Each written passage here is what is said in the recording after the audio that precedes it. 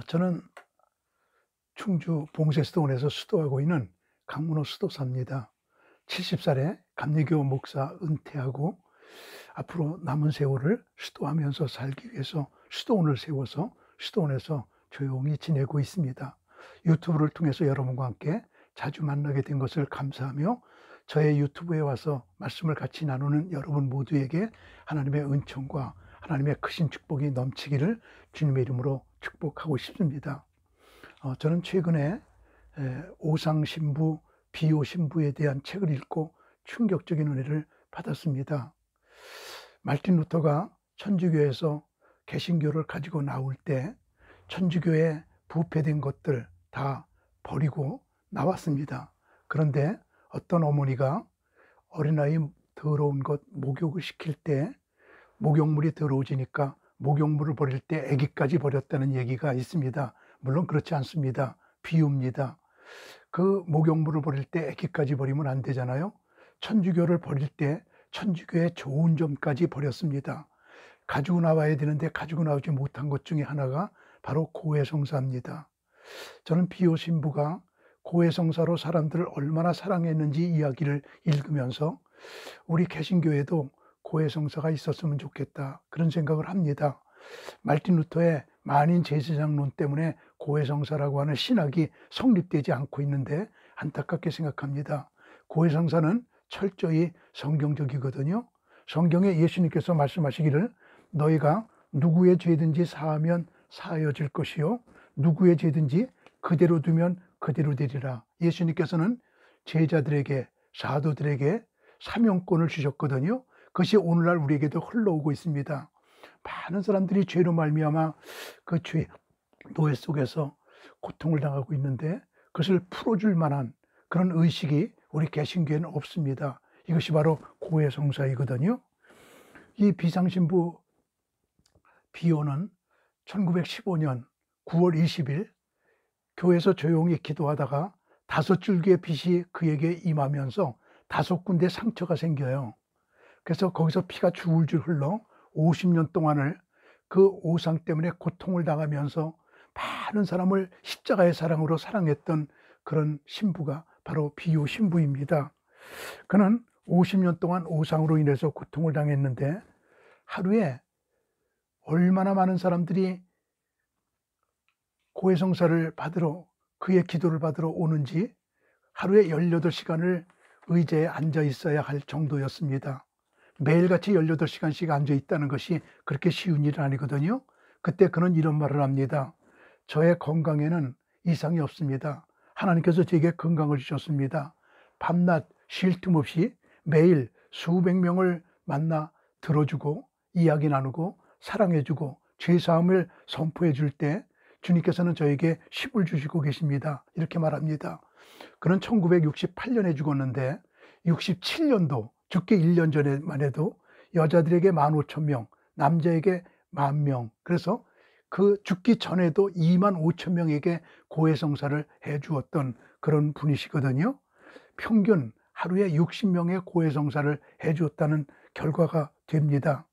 그가 고해성사 해주는 집은 인내의 집이라고 불리웠습니다. 왜냐하면 남자들은 고해성사를 신청하면 5일에서 18일 정도 기다렸습니다. 여자들은 8일에서 35일을 기다렸습니다. 이렇게 신청자의 순서에 따라서 고해성사를 해주는데 얼마나 많은 사람이 밀려왔다는 것이 증명이 되고 있지 않습니까? 그가 고해성사에 한 4가지 이야기를 간단하게 해봅니다. 우선 첫 번째 얘기는 어느 날 무당이 왔습니다.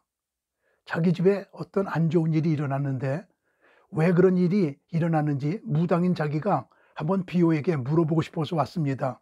그래서 이 얘기 저 얘기 시간만 끕니다. 그때 비오가 소리 지릅니다. 노닥거릴 시간이 어디 있습니까? 빨리 당신의 죄를 고백하시오. 그의 권위에 못 이겨서 자기의 죄를 고백합니다. 그러면 투시의 은사가 있었던 비오기 때문에 또 있잖아요. 고백하고 나면 또 있잖아요. 고백하면 또 있잖아요. 그의 죄가 다 하나님 앞에 고백될 때까지 고해성사를 이끌어갑니다. 그는 무당은 그 자리에 엎드려서 눈물을 흘리면서 자기 죄를 다 하나님께 고백한 후에 시원함을 느끼면서 나 무당 그만두고 취직하면 안 될까요? 비호가 그를 취직 자리를 마련해 주어서 무당을 그만두고 새로운 생활을 하게끔 만들어 줍니다. 이것이 바로 고해성사거든요. 두 번째 얘기입니다. 한 여인이 찾아왔습니다. 남편은 일찍 죽었습니다. 두 아들이 아프리카 선교사로 나가 있습니다. 한 아들이 전쟁터에서 부상을 입고 집에 누워 있습니다. 따분한 인생. 그는 혼자서 살면서 자식 둘은 나가 있고 한 자식은 누워 있는데 이런 속에서 이런 죄 저런 죄를 많이 짓거든요. 그는 비호에게 와서 고해성사합니다. 지은 죄를 모두 회개합니다. 그러면서 그에게 비호에게 이렇게 얘기합니다. 나 빨리 죽게 기도해 주세요. 그때 비호가 말합니다. 당신의 앞길이 앞으로 창창하게 많이 남아있는데 왜 빨리 죽으려고 합니까? 예, 나는 내가 나를 너무 잘 압니다. 나요, 지금 거룩해졌습니다. 지금 나는 하나님 앞에 성결해졌습니다. 나 앞으로 내가 나를 아는데 또 죄질 것 같습니다. 지옥 갈 것 같습니다. 그때 죽으면 안 됩니다. 지금 거룩할 때 죽어야 됩니다. 나 이렇게 깨끗할 때 죽게끔 기도해 주세요. 그때 비호가 그를 위해서 기도해 줍니다. 그는 일주일 만에 죽었습니다. 이런 이야기도 비호의 고해성사 얘기 속에 나와요. 세 번째 이야기입니다. 어떤 여인이 고해성사하러 왔습니다. 다른 것은 다 고백하는데 옛날에 살인 사건이 있어서 자기가 사람을 죽인 적이 있는데 그 살인죄는 고백하지 않습니다. 그때 이 비호는 이미 하나님께서 주신 영을 통해서 그의 과거의 죄를 다 알고 있습니다. 또 있잖아요. 또 있잖아요. 그리고 자꾸만 죄를 고백하게 만드는데 살인죄만은 고백하지 않습니다. 그때 비호가 밖에 나가서 저 저수지를 한 바퀴 돌고 오십시오 라고 말합니다. 그 여인은 밖에 나가서 저수지를 돌 때 자기가 사람을 죽여서 그 저수지에 사람의 시체를 빠뜨렸던 생각이 납니다. 내가 살인죄 고백 안 한 것을 비호가 알고 있구나. 와서 살인죄를 고백합니다. 그리고 새로운 사람이 됩니다.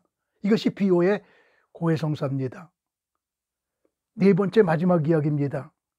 살인자가 와서 고백을 하는데 자기는 살인죄만은 고백하지 않습니다. 그때 아무리 이야기해도 그는 고백하지 않으니까 이 비호가 벌떡 일어나서 나하고 밖으로 나가요. 그리고 벤치에 밖에 나가서 앉아 있습니다. 서로 마주보고 있습니다.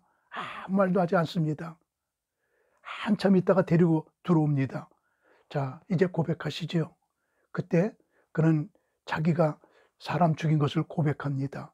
그러면서 벤치에 앉아 있을 때 살인자가 생각나게 보이게 기도하셨죠. 그때 비호가 그렇습니다. 나는 당신이 고백하지 않게 당신이 죽은 사람이 생각나게끔 기도했습니다. 라고 말을 합니다. 비호는 이렇게 수많은 사람들이 죄의식에서 사로잡혀 있을 때 그들을 해방시켜 주면서 깨끗한 삶을 살게끔 만들어주는 고해성사. 그는 평생 동안 수십만 명을 죄에서 해방시켜 자유롭게 살게끔 만들어 주었습니다. 비호의 고해성사는 우선 원칙이 있었습니다. 그 사람을 사랑하는 것이었습니다.